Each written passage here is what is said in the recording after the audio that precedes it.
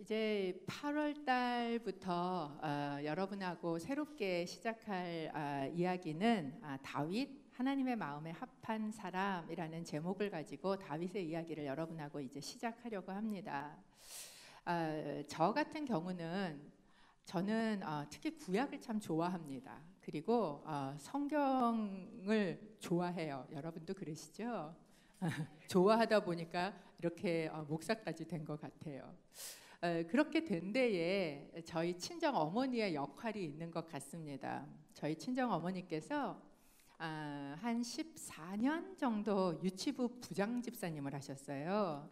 그래서 이제 유치부 부장 집사님을 하시면서 여름이 되면 여름 성경학교 그 교사 강습회 뭐 이런 것도 가시고, 이제 제가 맞이다 보니까 어떤 때는 엄마를 따라가기도 하고, 그리고 이제 다녀오시면 지금 생각해 보면 전도사님도 계셨는데 또 안 계실 때도 있어서 그랬는지 어떤 땐 저희 어머니가 애들한테 이 성경 이야기를 해주는 시간들이 있으셨어요. 그러면 저희 어머니가 바느질도 잘하고 그러시는데 이 부직포를 가지고 이렇게 다 뭘 오려요.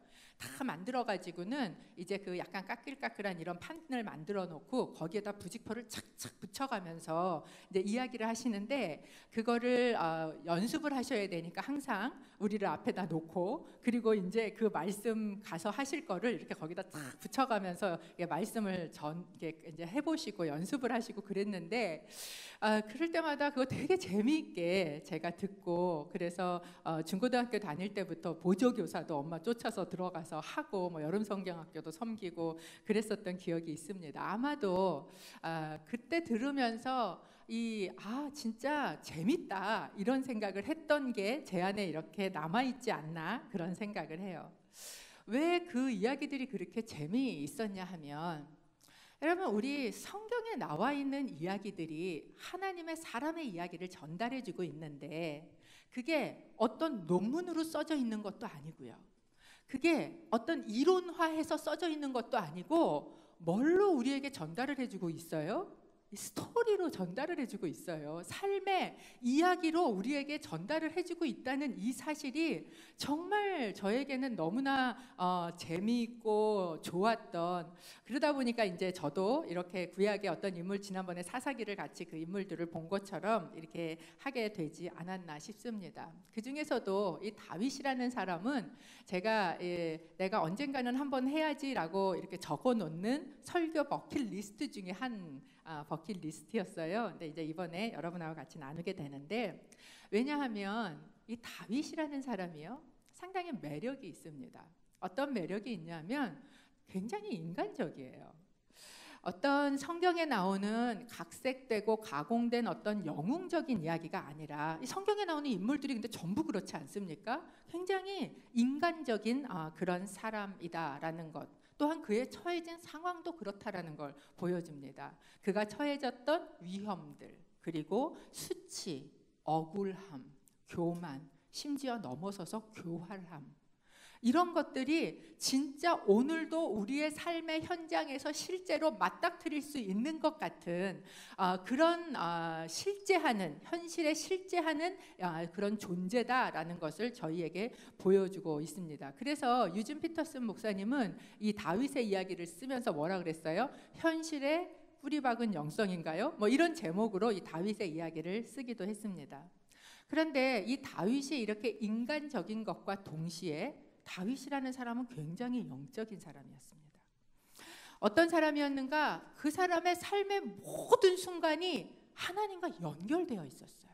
그리고 그분의, 하나님이라는 분의 존재의 임재, 그 실제 속에서 살아간 이야기가 바로 다윗의 이야기입니다. 여러분, 영적이라는 게 도대체 뭡니까?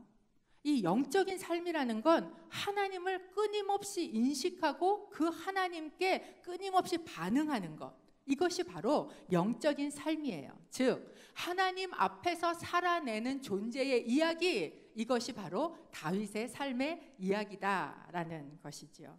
그리고 이것을 우리는 진짜 인간적인 이야기다, 라고 이야기를 합니다. 우리가 인간적이다 이렇게 얘기하면 뭔가 좀 교활하고 조금 더 악하고 뭔가 굉장히 어리숙하고 뭐 이런 걸 우리가 갖고 있는 선입견으로 인간적이다라고 이야기를 하는데, 여러분 진짜 인간적이라는 건, 그리고 그 인간의 가장 본질적이라는 건 뭐냐면 영적인 거예요.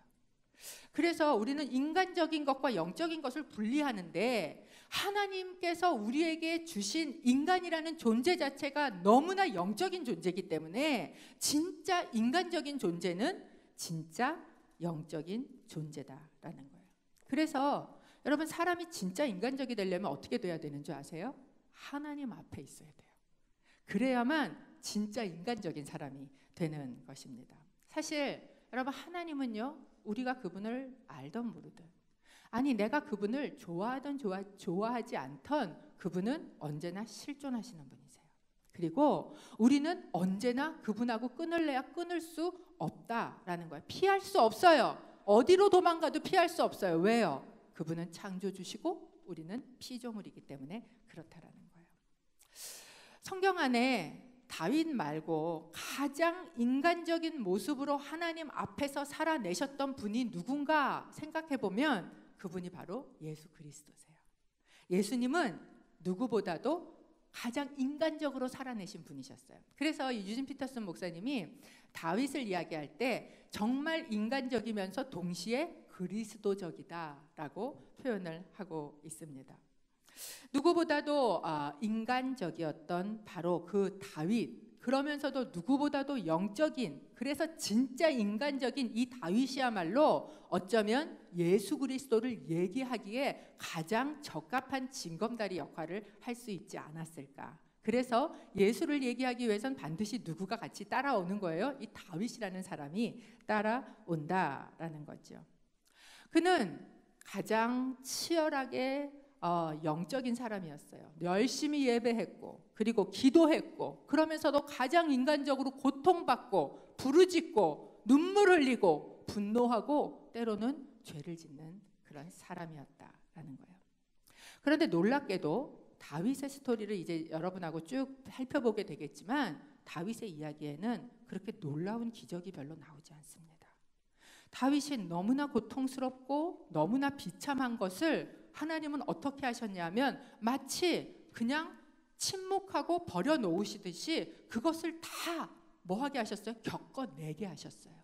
그럼에도 불구하고 다윗은 끊임없이 하나님의 실존 안에서 살았어요. 저희가 이번 달부터 이제 시편을 또 새벽에 묵상을 하는데, 큐티로 묵상을 하시는데, 여러분 그 많은 다윗의 시편을 보면 그는 그 고통 한가운데서 여전히 하나님은 침묵하고 계시는 것 같고 기적이 보이지 않는 그 현장에서 그것을 살아내면서 끊임없이 뭐를 붙들고 있어요? 하나님의 실존을 붙들고 살았다라는 것을 볼 수 있습니다.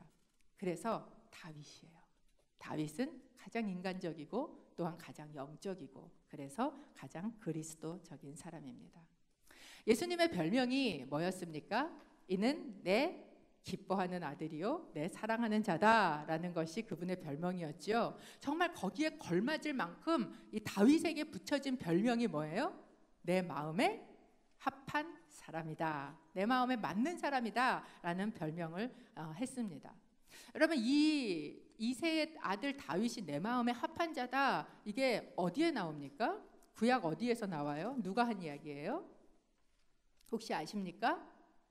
그걸 왜 나한테 물어? 당신이 가르쳐야지. 이런 표정으로 저를 보고 계시는데 놀랍게도요, 이 말이요 구약에서 나오지 않아요. 누가 얘기했어요? 언제나 답은 질문 안에 있습니다. 누가 얘기했어요? 누가가 얘기했어요. 사도행전에 등장합니다. 사도행전 13장 22절 저희가 좀 함께 읽어보겠습니다. 사도행전 13장 22절입니다. 시작. 그리고 사울을 패하신 하나님께서는 다윗을 그들의 왕으로 세우셨습니다. 다윗에 대해 증언하시기를 내가 이새의 아들 다윗을 보니 내 마음에 꼭 맞는 사람임을 알았다. 내가 바라는 모든 것을 그가 이룰 것이다 라고 하셨습니다. 누가가 사도행전을 기록하면서 썼던 다윗에 대한 평가, 이것은 이새의 아들 다윗을 보니 내 마음에 꼭 맞는 사람이다 라고 이야기하신 이것은 그러나 누가가 지어낸 말은 아니에요. 구약에서 인용을 한 말입니다. 어디에서 인용했는가? 사무엘상 13장 14절에서 인용을 했어요. 뭐라고 이야기하고 있냐면 그러나 이제 당신의 나라는 오래가지 않을 것이요 당신이 여호와의 명령을 지키지 않았기 때문에 여호와께서는 그 마음에 맞는 사람을 찾아 그 백성들의 지도자로 세우셨소. 누가 하는 이야기냐? 사무엘이 누구에게 하는 이야기예요? 사울에게 하고 있는 이야기예요. 근데 여기에서 여호와께서 그 마음에 맞는 사람을 찾아서 당신을 대신해서 왕으로 세우실 것입니다 라고 이야기할 때 이게 이 사람이 이새의 아들 다윗이라고 얘기해요, 안 해요? 얘기 안 해요. 이때만 해도 몰랐어요. 사무엘도 이게 이새의 아들 다윗인지를 몰랐단 말이죠. 그런데 불구하고 그는 사울은 내 마음에 합한 자가 아니고 내가 택할 그 사람, 이게 나중에 이제 역사를 보니까 다윗이었구나라는 걸 알아서 누가는 그렇게 기록을 했는데 다윗은 어떤 사람이다? 내 마음에 합한 사람이다. 왜 다윗은 하나님의 마음에 그렇게 합했을까? 그것이 저희가 오늘 나눌 이야기이기도 하고 사실은 앞으로 다윗의 이야기를 끊임없이 함께 살펴보고 가면서 저희가 보게 될 이야기이기도 합니다. 사울이라는 왕을 한번 보면 여러분 사울은요 당시에 그렇게 나쁜 왕이 아니었습니다. 괜찮은 왕이었어요. 이 이야기를 하시고 나서도 14장에 가면 사울에 대해서 이렇게 평가를 하고 있어요. 14장 47절 제가 읽어드릴게요. 사울은 왕위에 오른 후 사방의 적들과 싸웠습니다. 모압과 암몬 사람들과 에돔과 소바 왕들과 블레셋 사람들과 싸웠는데 그는 가는 곳마다 뭐 했습니다? 승리했습니다. 여러분 사울은 여전히 왕이었고요. 그리고 그는 그의 일을 잘하고 있었습니다. 나쁘지 않았어요. 괜찮았어요. 그런데 하나님께서는 뭐라고 이야기하셨는가? 사울, 그는 내 마음에 합한 자가 아니야. 나는 내 마음에 합한 자를 택해서 그에게 왕위를 넘기겠어 라고 말씀하셨다는 거죠. 이것을 듣고 전달했음에도 불구하고 사무엘의 마음이 어땠냐? 사무엘이 슬펐다 그랬어요. 그래서 16장 1절에 보면 하나님이 나타나서 사무엘에게 뭐라고 얘기해요? 너 왜 슬퍼하고 있니? 이렇게 이야기하세요. 여러분, 저희가 교회 안에서 누군가를 키워내잖아요. 그리고 그 사람이 잘못되면요 정말 슬픕니다. 이건 목회자도 그렇고 여러분이 1대1을 해보셔도 아마 그러실 거예요. 내가 순회에서 누군가를 돌봐봐도 아마 그러실 거예요. 그러니까 사무엘이 사울을 택했고 기름 부었고 세웠고 그를 후원했고 얼마나 기도했어요. 나는 기도를 멈추는 죄를 범하지 않겠다 이렇게 얘기하는 거 보면 그는 정말 열심히 사울을 위해서 기도했을 거예요. 그런데 그가 잘못되었다라는 것은 사무엘에게는 굉장히 슬픈 이야기였을 겁니다. 그리고 그에게 뭐라고 이야기하냐면 새롭게 기름을 부으라는 거예요. 베들레헴에 있는 이새의 집에 가서 거기 아들들 중에서 내가 선택한 한 사람을 찾아서 그를 왕으로 세워라 라고 명령을 하세요. 그러니까 이 영성 있는 사무엘이 뭐라고 얘기하냐면 사울이 죽일 텐데요 이렇게 얘기를 하는 거예요. 저는 이 장면을 보면서 씩 웃습니다. 그리고 하나님이 뭐라고 하시냐면 아니 소 한 마리 들고 가서 내가 제사 지내러 왔다 그래. 하나님이 꼼수를 가르치시네 이런 생각이 듭니다. 제가 이걸 보면서 야 사무엘 현실 감각 있어 이런 생각이 들었어요. 여러분 당시에 왕이 있는데 왕을 또 기름 붓는다는 건 쿠데타입니다. 그러니까 목숨이 위험한 건 당연해요.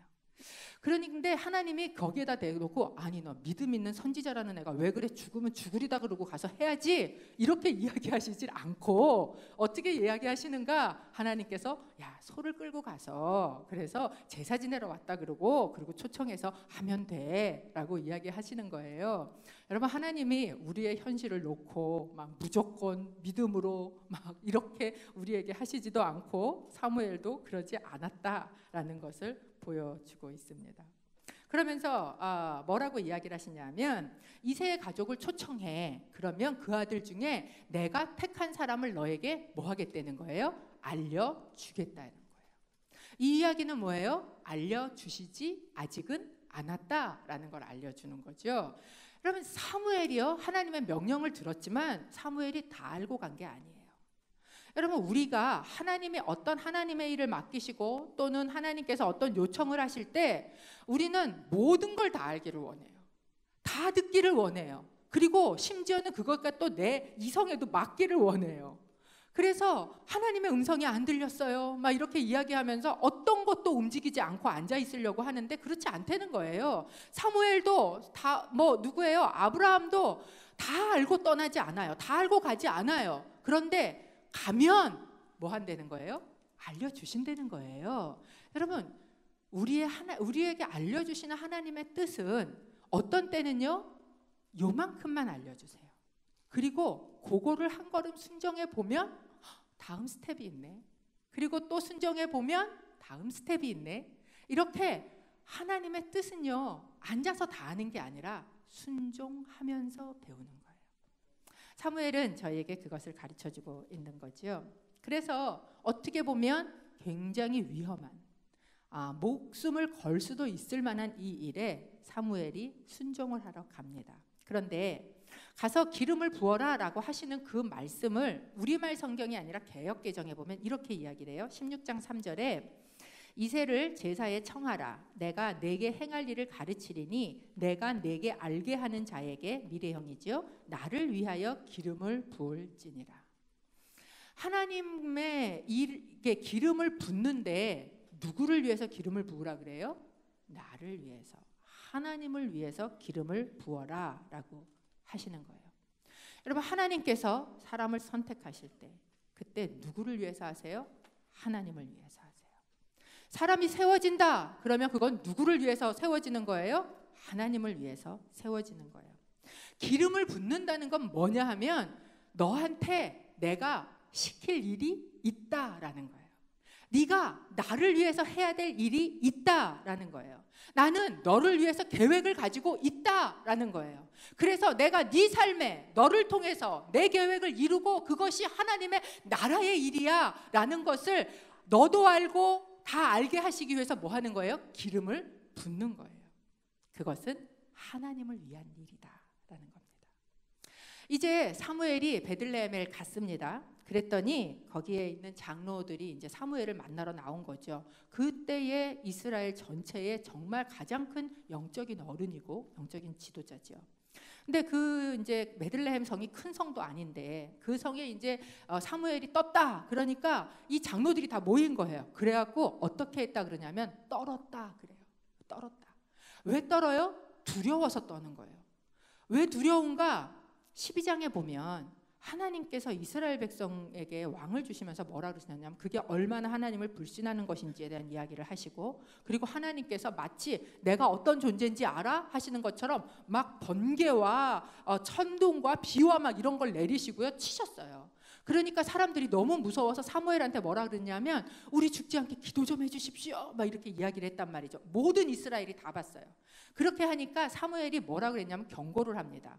12장 25절에 뭐라 그러냐면 만약에 내가 너희에게 왕을 세워주지만 너희가 내게 악을 행하면 왕과 너희는 다 뭐 할 것이다? 멸망할 것이다. 이게 12장 25절에 하신 말씀이에요. 그러니까 우리가 뭘 잘못했지? 이런 생각이 이스라엘 사람들, 특히 베들레헴 장로들 안에 사무엘이 오면 드는 거죠. 거기다 이렇게 영적인 그런 분을 만나면 뭔가 알 것 같지 않으세요? 제가 옛날에 교회에서 이렇게 기도 많이 하시는 그 목사님이 계셨는데 그 목사님이 전화를 딱 하면 김미정 집사님 이렇게 얘기를 하시는 거예요. 제가 너무 놀래갖고 야, 이분이 진짜 중보기도 많이 하시고 영성이 있으시더니 전화만 걸면 누군지를 아시네. 알고 보니까 발신자 번호 표시라는 게 처음 생겨서 그 서비스를 받는 자에게 누구라고 이름이 뜬다는 걸 제가 몰랐다는 거죠.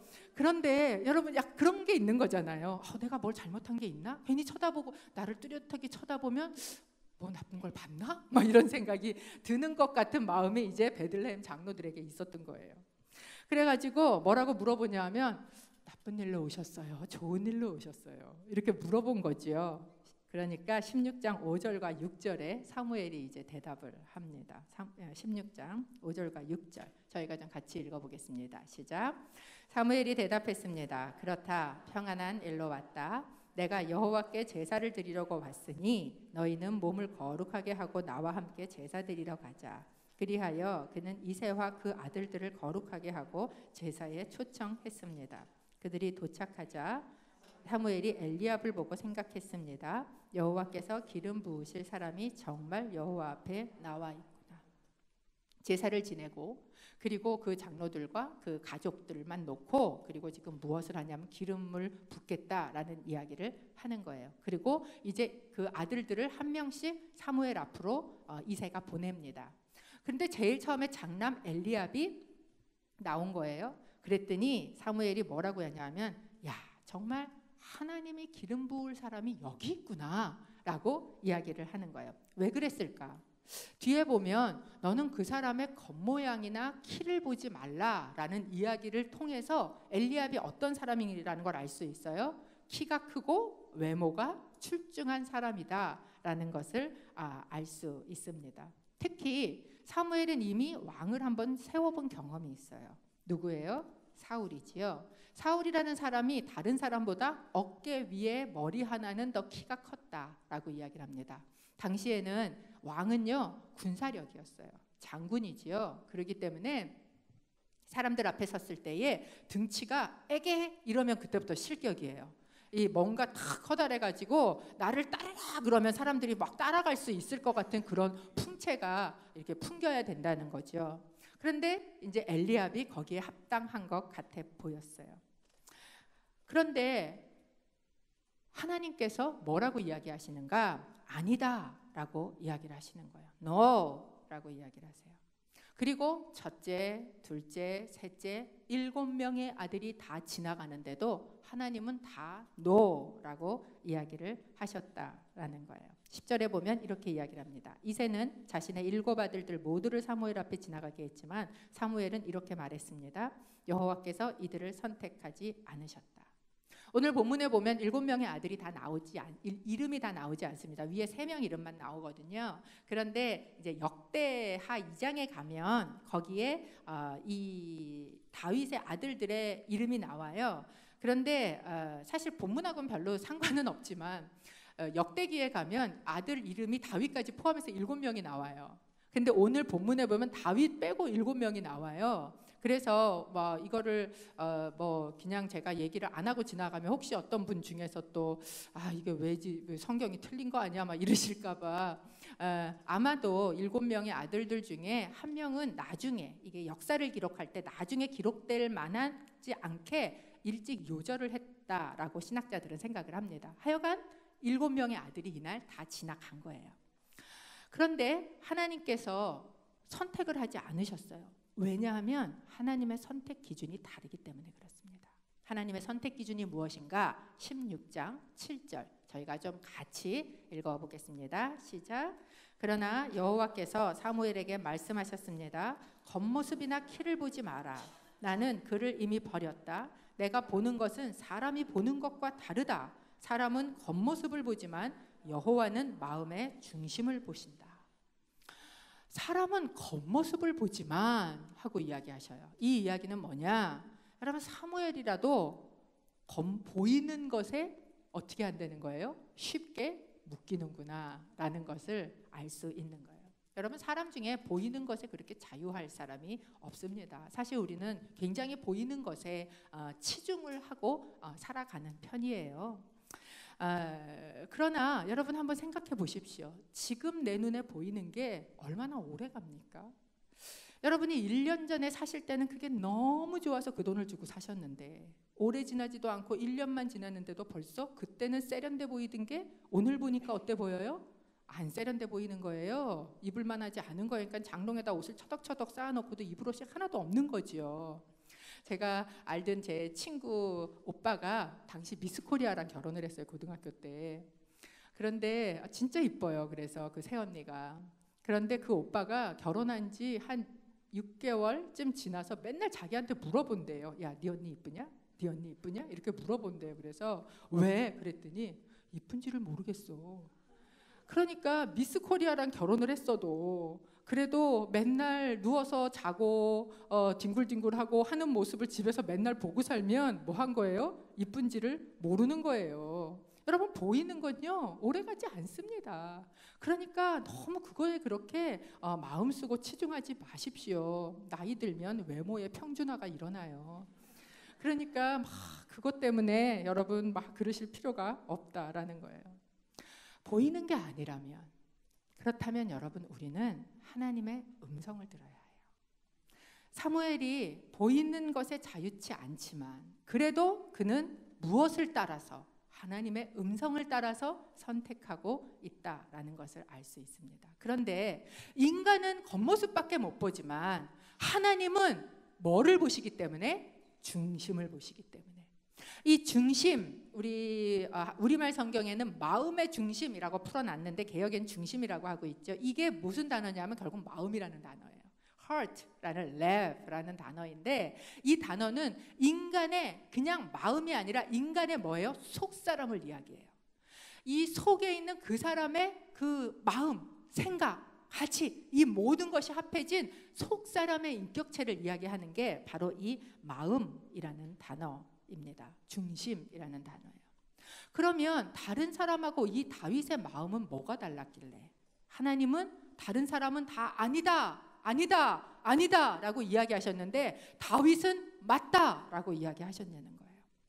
시편 57편 7절에 다윗이 이렇게 고백을 합니다. 오 하나님이여, 내 마음이 정해졌습니다. 내 마음이 정해졌습니다. 내가 내 마음을 다해 노래하고 찬양하겠습니다.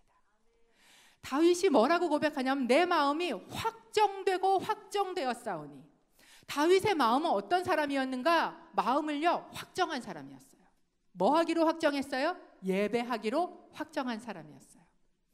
그 마음을 예배하기로 확정한 그 사람의 마음을 하나님이 뭐 하셨다는 거예요? 너무 기쁘게 보셨다는 거예요.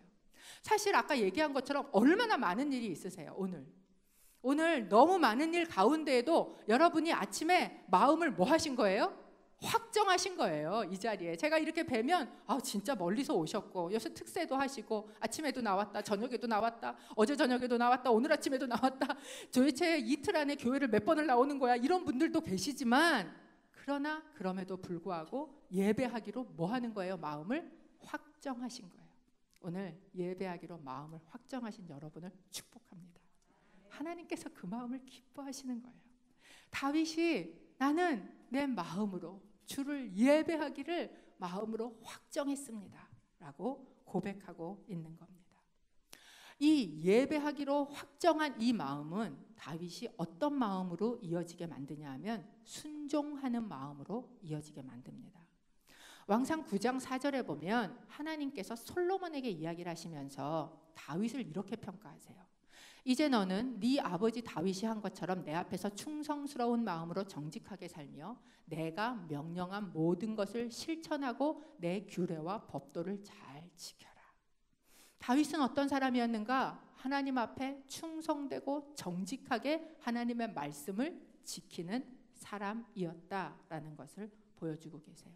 앞에서 사울에게 이야기할 때 내가 사울을 버렸다라고 이야기하실 때도 뭐라고 얘기하셨어요? 그가 내 명령을 뭐하지 않으므로, 지키지 않으므로 내가 그를 버렸다라고 이야기하신다라는 거예요. 여러분 여기서 우리가 알 수 있는 중요한 한 가지가 있어요. 예배와 순종의 상관관계입니다. 우리는 다윗이 예배하는 사람이었다는 거, 아마 이제 앞으로 이 다윗의 이야기를 여러분하고 나누고 또 시편의 말씀들을 이제 같이 나누게 될 텐데 그럴 때마다 다윗이 얼마나 뜨겁게 예배하는 사람이었는지 여러분 보시게 될 거예요. 그런데 여러분 다윗이 그렇게 예배했던 이유는 무엇인가? 그렇게 하지 않으면 여러분 우리는요 하나님의 말씀을 지킬 수 없어요. 내가 애를 쓰고 내가 힘을 쓰고 내가 용을 쓴다고 우리가 하나님의 말씀이 지켜지고 순종할 수 있느냐? 우린 그런 존재가 아니에요. 그렇기 때문에 오늘도 우리는 또 뭐 해야 돼요? 예배하는 거예요. 그럴 때 내가 하나님의 말씀을 어느 순간에 보면 지키고 있고 또 주님하고 가까이 가면서 또 그것을 지키고 있는 나 자신을 보게 된다라는 거예요. 솔직히 여러분 우리는 다윗의 결함을 다 알고 있지 않습니까? 다윗이요 그렇게 100% 하나님의 말씀을 다 지키지 않았어요. 그런데도 불구하고 하나님께서 다윗이 온 마음으로 내 길을 행하고 내 말을 지켰다라고 이야기하시는 건 뭐예요? 그의 뭐였다는 거예요? 그의 마음이었다는 거예요. 때로 한 길 곁길로 갈 수도 있어요. 그럼에도 불구하고 그의 마음이 어디로 확정돼 있으니까, 하나님 안으로 확정돼 있으니까 다시 뭐예요? 다시 돌아갈 수 있는 거예요. 여러분, 이것이 영성이에요. 우리가 100% 완벽하게 가지 않아요. 그렇지만 그럼에도 불구하고 내 마음이 어디로 향해질 때, 예배의 자리로 향해질 때 또 다시 내 마음이 어디로 가는 거예요? 하나님의 말씀을 지킬 수 있도록 가는 거예요. 그래서 하나님이 뭐를 보시는 거예요? 그 마음을 보신다라는 거예요. 오늘 내가 순종해 보기로 결단하는 거예요. 오늘 내가 또 하나님 안으로 가기로 결단하는 거예요. 그럴 때 하나님께서 그 다윗을 보고 내 마음에 어떻다? 합하다라고 이야기하시다는 거예요. 마지막으로 이 다윗을 선택하신 기준, 또는 다윗이 어떤 사람이었는가를 결정하는 중요한 이야기는 바로 다윗이 기다리는 사람이었다는 겁니다. 13장에 이제 사울의 이야기를 한번 보면, 이 사울의 실패가 뭐의 실패였냐면 기다림의 실패였어요. 그때는 블레셋하고 전쟁 중이었습니다. 당시 블레셋은 이스라엘에게 가장 큰 대적이었습니다. 그런데 이 블레셋하고 전쟁을 하는데요, 이제 뭐 자세히 얘기하지 않지만 전력도 어마어마하게 차이가 나고, 막 철기, 막 병거를 끌고 나오고 이러니까 이스라엘 백성들이 다 모였는데 그들을 보더니 막 기가 질렸어요. 그래서 군사 간신히 6,000명 불러 모았는데 이 사람들이 다 도망가고 산에 토굴로 막 굴로 도망을 들어간 거예요. 그러니까 남은 사람 몇백 명 안 남아 있는데 이 사람들을 데리고 빨리 사무엘이 와서 제사를 지내줘야 그나마도 조금 사기를 충전해서 갈 텐데, 아무리 기다려도 누가 안 와요? 사무엘이 안 오는 거예요. 7일을 기다렸다라고 이야기해요. 자기가 기다릴 수 있는 한 기다려봤는데 오지 않는 거예요. 그러자 사울이 어떻게 했는가? 자기에게 허락되지 않은 제사장의 일을 합니다. 그리고 그 일이 끝나자마자 사무엘이 와서 한 이야기가 바로 아까 그 이야기였어요. 하나님께서 너에게서 마음이 합한 자에게로 왕권을 옮기시겠다라는 이야기였습니다. 여러분, 사울을 한번 생각해 보십시오. 왜 기다리지 못했을까요? 여러분은 어떠세요? 기다리는 거 좋아하는 사람 아무도 없습니다. 그런데 때로 하나님이 정말 우리로 하여금 기다리게 하시잖아요. 왜 못 기다렸을까? 사울은요, 자기의 왕이라는 지위가, 그것을 가지고 그 왕권을 가지고 또는 그 왕권을 유지하는 게 전쟁에서의 승리에 기인한다고 생각했던 것 같습니다. 그랬기 때문에 사람들이 다윗을 그렇게 칭송하고 천천만만이라고 이야기할 때 그렇게 예민하게 반응한 거예요. 왜? 내 왕권이 어디에서 기인해요? 전쟁에서의 승리에서 기인한다라고 생각하기 때문이죠. 그런데 여러분, 사울이 놓쳐버린 사실이 있어요. 뭐냐 하면, 사울이 왕으로 선택될 때에는 사울은 어떤 전쟁의 업적도 없었다는 사실입니다. 내가 어떤 승리를 하지 않았을 때에 하나님께서 나를 뭘로 삼으셨어요? 나를 왕으로 선택하셨어요. 그 이야기는 사울이 왕이 된 건요, 전쟁에서 승리했기 때문이 아니에요. 그가 왕이 된 거는 하나님이 선택하셨기 때문이었어요. 하나님의 선택에 대한 분명한 신뢰가 있으면 여러분, 우리는 기다릴 수 있어요. 그런데 그 신뢰가 없으면 그러면 우리는 기다리지 못한다라는 거예요. 그리고 그 하나님의 선택에 대한 분명한 신뢰가 없어지면 나는 왕으로 사는 것 같지만 사실은 왕이 아닌 존재로 살아가게 된다라는 것을 보여주는 거예요. 아마도 사울은 내가 다윗에게 밀린 건 골리앗에게 이기지 못했기 때문이야, 이렇게 했을지 몰라요. 그런데 사실은 그게 아니었어요. 사울이 왕이 됐던 것도 하나님의 선택 때문이었고, 다윗이 왕이 된 것도 누구의 선택입니까? 하나님의 선택이었다라는 거예요. 다윗을 한번 생각해 보십시오. 다윗이 왕으로 기름 부음을 받았습니다. 그리고 그 다음에 왕이 됐어요? 아니에요. 그 다음에 다윗이 된 일은 뭐냐? 사울을 섬기는 종이 됐습니다. 자기는 왕이라는 정체성, 하나님이 선택하셨는데 나를, 그런데 내가 왕이 되는 게 아니라 그 다음에 나는 뭐를 해요? 섬기는 일을 해요. 그러면 나는 왕이 아닌가? 아니요. 하나님 앞에 다윗은 이미 왕이에요. 왜? 하나님이 선택하셨기 때문에. 그는 섬기는 일을 하는 왕이다라는 거예요. 여러분, 그 선택을 신뢰할 때 기다릴 수 있어요.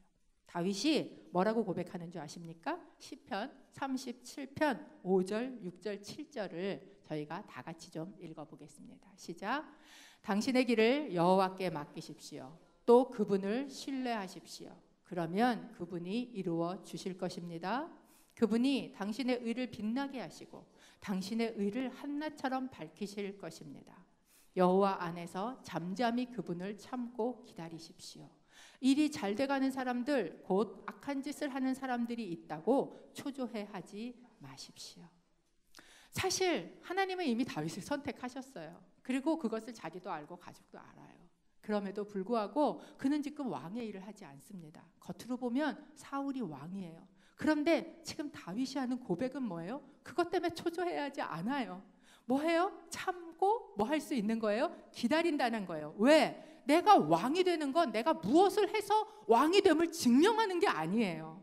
그것은 하나님께서 선택하셨기 때문에 그것을 신뢰하고 그럴 때 기다릴 수 있다라는 거예요. 여러분, 우리도 마찬가지입니다.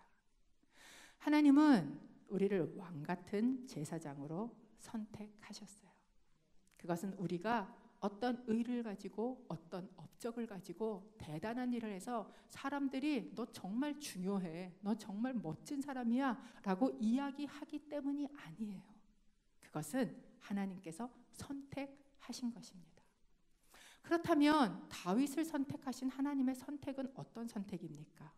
16장 11절 같이 읽겠습니다. 사무엘이 이새에게 물었습니다. 내 아들이 다 온 것이냐? 이새가 대답했습니다. 막내가 하나 있기는 한데 지금 양들을 돌보고 있습니다.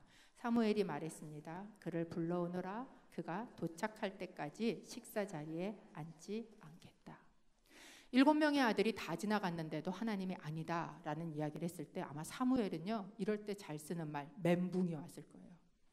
도대체 그럼 내가 잘못 들었나? 그러니까 다시 확인합니다. 이 아들이 다냐? 라고 확인을 하죠. 그러니까 이새가 뭐라고 이야기하냐면 막내가 하나 있기는 한데요. 그 이야기는 뭐예요? 이름을 얘기하지도 않아요. 막내라고 이야기를 합니다. 이 막내라는 단어, 하가톤이라는 이 단어는요, 막내 또는 꼬맹이 약간 이런 뜻이에요. 정말 하찮고 보잘것없는 존재다라는 뜻입니다. 이런 중요한 자리에는 낄 만한 존재가 아니다라는 이야기예요. 그것은 마치 어른들 얘기할 때 애들은 가라고 이야기하는 그 애들과 똑같은 단어가 바로 이 막내라는 단어입니다. 사람이 볼 때, 심지어 부모가 볼 때도 중요하지 않은 사람이다라는 거예요. 여러분, 내가 언제 가치 없는 것처럼 느껴지세요? C.S. 루이스는 뭐라고 이야기했냐면 사람의 가장 근본적인 동기는 이너서클이 되고 싶은 것이다 라고 이야기를 합니다. 리차드 포스터가 쓴 돈, 섹스, 권력이라는 이 세 개의 리더십의 가장 큰 유혹들 중에서 어쩌면 돈이나 섹스를 넘어갈 수 있어도 이 권력, 즉 어떤 중요한 자리에 내가 끼어 들어가고 싶은 그런 마음은 어쩌면 끝까지 가는 유혹이 아닌가라는 생각이 들어요. 그렇기 때문에 나만 빼놓고 뭐를 했다. 그럼 어떠세요, 여러분? 괜찮으세요? 아니면 화가 나세요? 그것이 우리의 마음이에요. 사실 다윗의 집안은 그렇게 큰 집안이 아니었습니다. 베들레헴이다라고 이야기해요. 여러분, 베들레헴이 어떤 도시인지 아시죠? 유다 지파 안에 있지만 가장 작은 동네였어요. 그런데 그 베들레헴 작은 동네, 거기에다가도 그 집안에서 가장 잊혀진 하가톤, 그게 바로 다윗이었다라는 거예요. 여러분, 사람들이 당신을 중요한 자리에 끼워주지 않아도, 하나님께서 당신이 있다는 존재 자체를 잊어버려도, 사람들이 당신의 존재 자체를 잊어버려도 하나님께서는 당신을 잊지 않아요. 알고 계세요. 보고 계세요. 그게 하나님의 선택이었다라는 거죠. 그래서 하나님의 선택은 은혜의 선택입니다.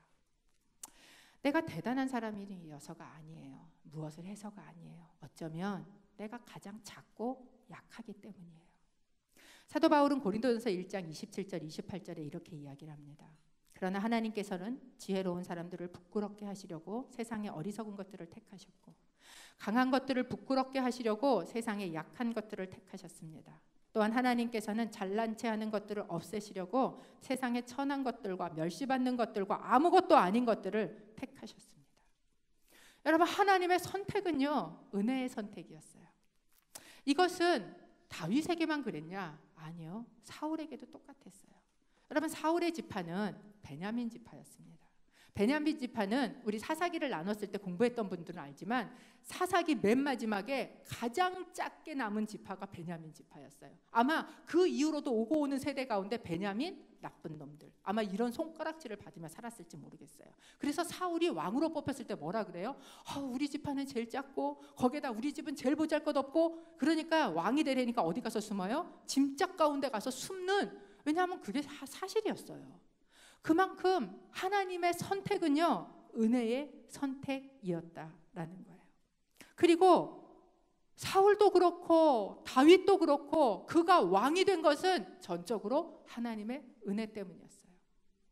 어제 수요일 날 저녁에 우리 조은아 교수님 오셔서 하나님의 은혜 같이 찬송 부르면서 저도 참 많이 울면서 불렀습니다. 제가 미국에 올 때에도 우리 어머님께서 그 찬송과 하나님의 은혜를 코팅을 해갖고 저한테 주시면서 며느리를 미국에 혼자 보내시면서 미정아, 미국 가서 항상 이 찬송을 불러라.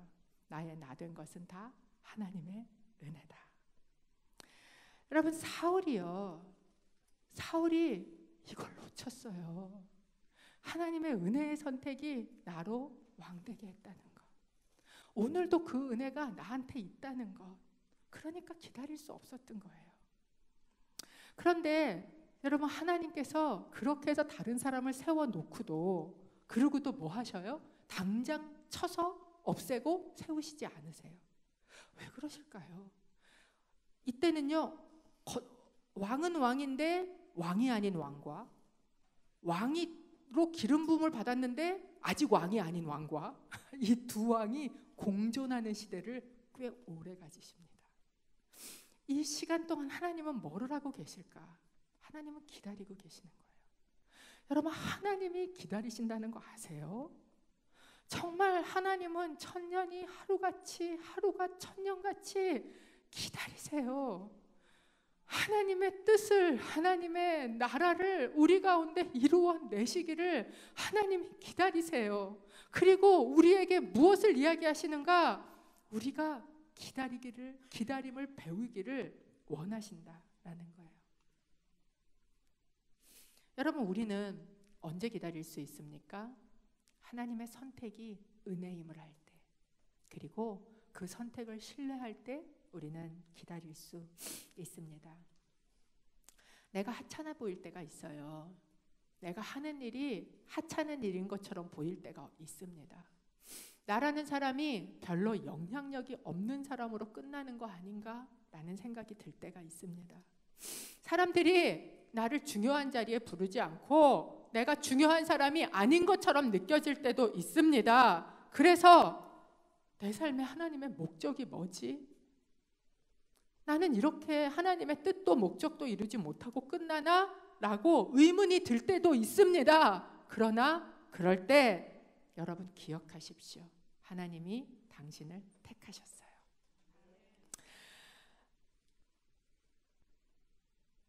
그래서 내가 아무것도 아닐 때 나를 선택하신 하나님 때문에 내가 오늘도 이 자리에 있고, 그 하나님의 은혜의 선택 때문에 내가 또 내일도 살아갈 수 있고, 그 선택 때문에 내가 왕 같은 제사장으로 살아갈 수 있다라는 것을 여러분 믿으시고 기억하시기를 바랍니다. 이것이 하나님의 선택입니다. 사람들이 뭐라 그래도, 내 상황이 어때도, 보이는 것이 실제와 다른 것 같아도, 그래도 오늘 우리는 기다릴 수 있는 거예요. 왜? 우리의 최고의 순간은 아직 오지 않았습니다. 아멘. 이 아멘이 생각보다 작으시네요. 여러분의 최고의 순간은 아직 오지 않았습니다. 그게 우리를 선택하신 하나님의 뜻이고, 그리고 그것을 믿음으로 기다리기로 확정할 때 하나님은 뭐라 그러세요? 내 마음에 합하다, 내 마음에 맞는다 라고 이야기하시는 겁니다. 당신의 겉모습이 당신을 규정하지 않습니다. 당신의 중심이 당신을 규정합니다. 여러분의 중심은 무엇을 확정하셨습니까? 같이 기도하기를 원합니다.